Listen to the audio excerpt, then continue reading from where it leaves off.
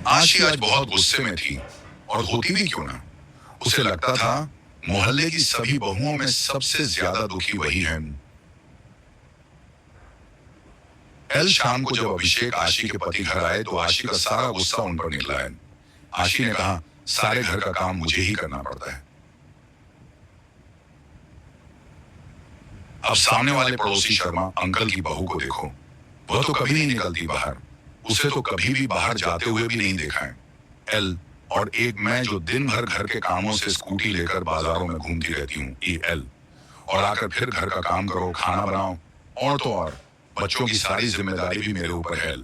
आपसे तो इतना भी नहीं होता कि बच्चों की स्कूल की डायरी भी चेक कर ले, वह भी मुझे ही करनी है। आशी गुस्से में सारी बातें अभिषेक को बोले जा रही थी। एल और अभिषेक चुपचाप खड़े हुए चेहरे पर थोड़ी सी मुस्कान लिए उसे हाव भाव दे रहे थे। अभिषेक के मजाक के हाव भाव देखकर आशी और ज्यादा नाराज हो गई और चिल्लाते हुए बोली, सही है आपका यहाँ मैं चल रही हूँ और आप मेरे मजे लेकर हंस रहे हो। तब अभिषेक ने हंसते हुए कहा, यार आशी, अब तुम्हारी इन बेकार की बातों पर हंसी नहीं तो क्या सीरियस हूँ। तुम अपनी तुलना शर्मा अंकल की बहू से कर रही हो। तुम्हें पता है शर्मा अंकल और आंटी दोनों अपनी बहू को घर से बाहर खड़ा तो नहीं होने देते। वह बाहर कैसे निकलेगी? तुम तो शुक्र करो तुम्हारे ऊपर ऐसी कोई बंदिश नहीं है। तुम चाहे जहां जाओ और तुम्हारा मन करे वह पहनो, फिर भी तुम संतुष्ट नहीं हो। तब आशी ने कहा, यह कोई आजादी है मेरी। एल, सारे दिन लगे रहो बाजारों में लो।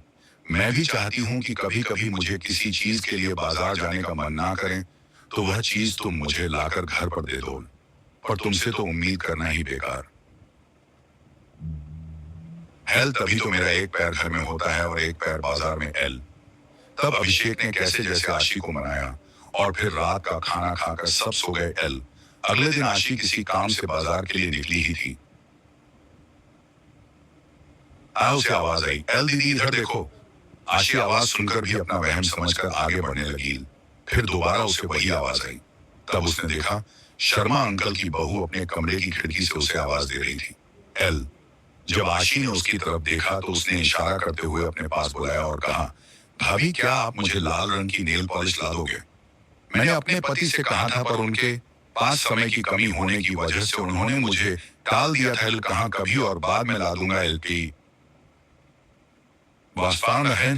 तब आशी ने कहा, अरे तो ऐसा करो, तुम चलो ना मेरे साथ। तुम बाजार भी घुमाओगी और तुम्हें जो भी सामान चाहिए वह ले लेना और साथ में अपन दोनों गोलगप्पे भी खाएंगे। इतना सुनते ही शर्मा अंकल की बहू की आंखों में आंसू आ गए और बोली, दीदी मेरी किस्मत आपकी जैसी नहीं है। एल। मैं अपनी पसंद से कुछ भी नहीं खरीद सकती हूँ। जो भी कुछ घर वाले अपनी पसंद से लाकर देते हैं वही पहन लेती हूँ। एल। मैं बहू हूं ना, तो यह लोग मुझे कहते हैं बहू तुम चार दीवारी में ही रहो। एल। तभी हमारे घर की शोभा है। एल। आज के जमाने में भी मेरी सास मुझे घर से बाहर जाने नहीं देती है और ना ही पड़ोस में किसी से बात करने देती है।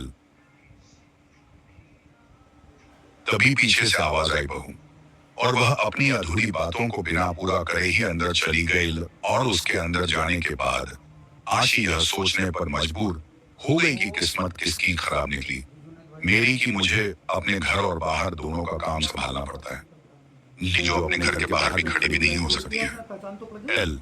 आशी सोचने लगी कि मैं तो हमेशा यही सोचती थी कि शर्मा अंकल की बहू के तो ऐश है जो उसे घर पर बैठे बिठाए हर सामान मिल जाता है, पर आज वह अपनी किस्मत को सराह रही थी, क्योंकि चाहे काम के बहाने ही सही वह घर से बाहर निकल तो सकती है, जिससे चाहे उससे बात कर सकती है, अपनी पसंद का कुछ भी खरीद सकती है। अगर मुझे ऐसे चार दीवारी में कैद कर दिया जाता तो आज वह भी ऐसे ही तड़पती जैसे शर्मा अंकल की बहू आज छटपटा रही है। शरणम। आशी को समझ आ गया था कि जैसा हमें दूर से दिखाई देता है सच्चाई में अक्सर ऐसा होता नहीं है। आसपास तो इसलिए दोस्तों हमें जो भी मिला है हमें उसमें संतुष्ट रहना चाहिए, क्योंकि भगवान ने हमें हमारे हिसाब से सबसे बेहतर दिया है।